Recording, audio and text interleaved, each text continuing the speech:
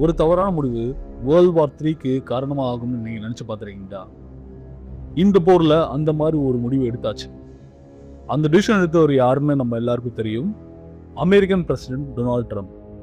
இந்த வீடியோல அவர் என்னென்ன தவறுகள் பண்ணாரு அப்படின்றத ஒன் பை ஒன்னா பார்க்கலாம்.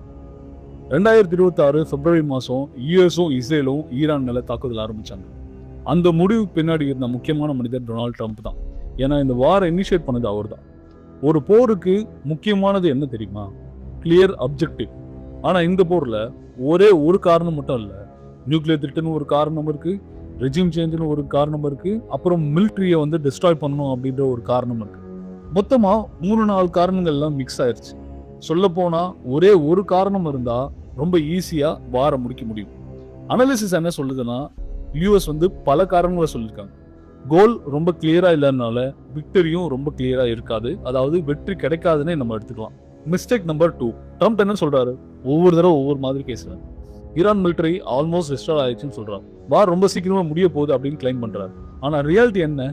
ஈரான் ஸ்டில் இன்னும் தாக்குதல் நடத்திட்டு தான் இருக்காங்க. மிசைல்ஸ் எல்லாமே லான்ச் ஆகிட்டு தான் இருக்குது. அதுவும் இல்லாமல் அவன் புதுசா வீடியோ விட்டுட்டே இருக்கிறான். இந்த போரை முடிக்கிற மாதிரி தெரியல. அவங்ககிட்ட பார்த்தா லட்சக்கணக்கில் இருக்குது இன்னும் மிசைல்ஸ். இந்த மிஸ்டேக்ஸ் பார்த்தீங்கன்னா கண்டினியூட் ஆகிட்டே இருக்கு. 3வது மிஸ்டேக் பார்த்தீங்கன்னா அலையன்ஸோட கேப். யூஎஸும் இஸ்ரேலும் சேர்ந்து தான் ஒரு அலையன்ஸா இந்த போர்ல இருக்காங்க. ஆனா அவங்களுக்குள்ளேயே ஒரு கோல் இல்லை, பர்ஃபெக்ட் ஸ்ட்ராட்டஜி இருக்க மாதிரி தெரியல. இஸ்ரேல் ஃபுல் ரெஜிம் மாற்றணும் அப்படின்னு நினைக்கிறாங்க. அதாவது அவங்க ஈரானை மொத்தமாக டிஸ்ட்ராய் பண்ணி புது ரெஜிமே கொண்டு வரணும்னு நினைக்கிறாங்க. ஆனா யூஎஸ் என்ன நினைக்கிறாங்கன்னா, இந்த போர்னால உலக எக்கானமி பாதிக்கப்படுதுன்னு நினைக்கிறாங்க. ஒரே டீம்ல இருந்தாலும் ஒரே பிளான் இல்லாதனால ஏகப்பட்ட கன்ஃபியூஷன் வருது. Mistake number 4. ஒரு போரை ஆரம்பிக்கிறது ரொம்ப ரொம்ப ஈஸி, அதை முடிக்கிறது ரொம்ப ரொம்ப கஷ்டம். ட்ரம்ப் ஸ்பீச்லேயே பார்த்தீங்கன்னா இது பற்றின கிளியரான பிளானே இல்லை அவர்கிட்ட. டைம்லைன் கிடையாது, ஃபைனல் கோல் கிளியராக கிடையாது, எக்ஸிட் பிளானும் இல்லாத ஒரு போரா மாறிடுச்சு. சொல்ல போனா இது ஒரு ட்ராப்பா மாறிடுச்சு அமெரிக்காவுக்கு. Mistake number 5. Economic impact. இந்த போர்ல பேட்டில் ஃபீல்ட் மட்டும் கிடையாது, எக்கானமியும் இன்வால்வ் ஆயிருக்கு. ஆயில் பிரைஸ் ரொம்ப ஹையஸ்ட் போயிருச்சு. கிட்டத்தட்ட $120 தொட போகுது. ஸ்ட்ரெய்ட் ஆஃப் ஹார்மோஸ் கிரைசிஸ் இன்னும் சால்வ் ஆகுற மாதிரி தெரியல. உலக நாடுகள் அவர் கூட்டம் கூட ஒருத்தரும் மதிக்கவே இல்லை.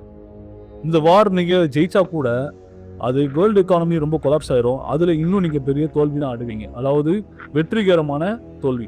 ஒரு போரை வெப்பன்ஸ் டிசைட் பண்ணுது. அது தவறான டிசிஷன் தான் அதை டிசைட் பண்ணும். ஒரு தவறான முடிவு ஆயிரக்கணக்கான உயிர்களை கொல்லும், உலக எக்கானமியே டிஸ்ட்ராய் பண்ணிடும், ஃபியூச்சரே இல்லாத மாதிரி பண்ணிடும். அதுவும் உலகத்துக்கே. போர்ன்றது வெற்றி கிடையாது, அது ஒரு தவறின் விளைவு.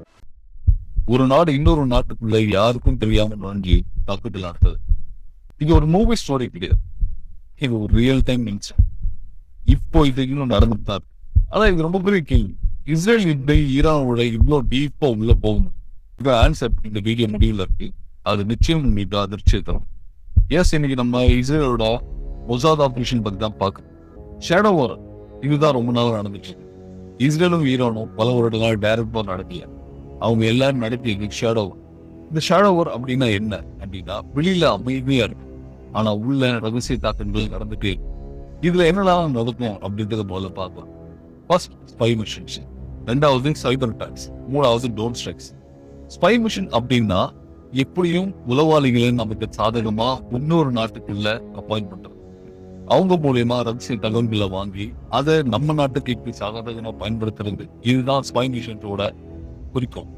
இந்த மாதிரி ஒரு மிஷன்னாலதான் இப்ப ரீசெண்டா அலி கம்பெனி இறந்தார். 2வது சைபர் அட்டாக். சைபர் அட்டாக்கு ரொம்ப முக்கியமான உதாரணம் அப்படின்னா 2010 நடந்த ஸ்டக்ஸ்நெட் அட்டாக். இந்த சைபர் அட்டாக்ல என்ன நடந்துச்சுன்னா, ஈரானோட நியூக்ளியர் ஃபெசிலிட்டி எல்லாமே டோட்டலா ஜாம் ஆயிடுச்சு. இதை பண்ணது இஸ்ரேலோட மொசாத். 3வது ட்ரோன் ஸ்ட்ரைக்ஸ். ட்ரோன் ஸ்ட்ரைக்கு ஒரு முக்கியமான எக்ஸாம்பிள் இருக்கு, அதை நம்ம பிராணி பார்க்கலாம்.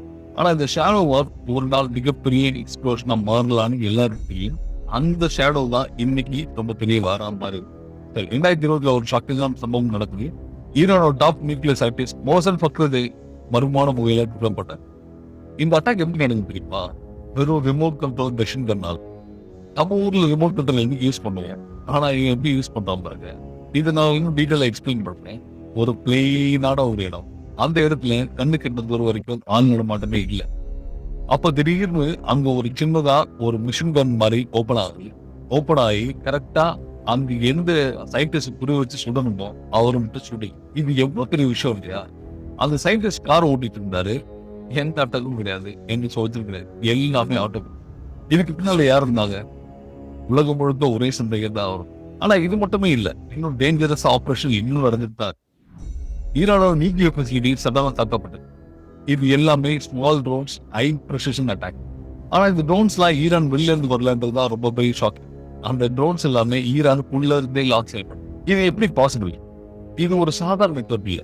இதுக்குள்ள நிறைய பேர் லோக்கல் ஏஜென்ட்ஸ் இருக்காங்க, இன்ஃபார்மர்ஸ் இருக்காங்க, சீக்ரெட் ஆபரேட்டர்ஸ் இருக்காங்க. அவங்க ரொம்ப குவைட்டா வேலை செஞ்சுட்டு கரெக்டான டைம் வந்தா அட்டாக் பண்ணும்.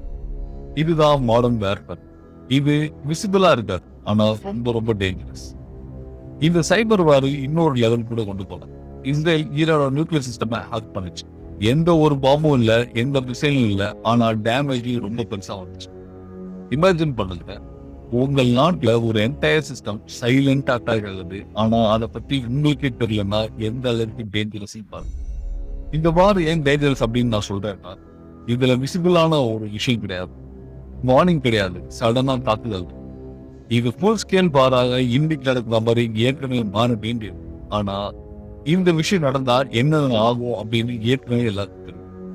மிடில் ஈஸ்ட்லயே ரொம்ப பெரிய எக்ஸ்ப்ளோஷன் வரும், ஆயில் கிரைசிஸ் வரும், குளோபல் டென்ஷன் வரும். இது எல்லாமே தெரிஞ்சுதான் யாருமே எந்த ப்ராப்ளம் பண்ணாம அவங்களோட வேலையை பார்த்து அவங்க. இந்த உலகத்துல எல்லா போர்களும் பாம்ஸ் மட்டும் மிசைல் கொண்டு மட்டுமே நடக்கும். சில போர்கள் ஷேடோவில் தான் நடக்கும். அந்த போர்கள் தான் நம்ம டைரக்ட் வார்ஃபேரோட ரொம்ப பெரிய டேஞ்சரஸ்.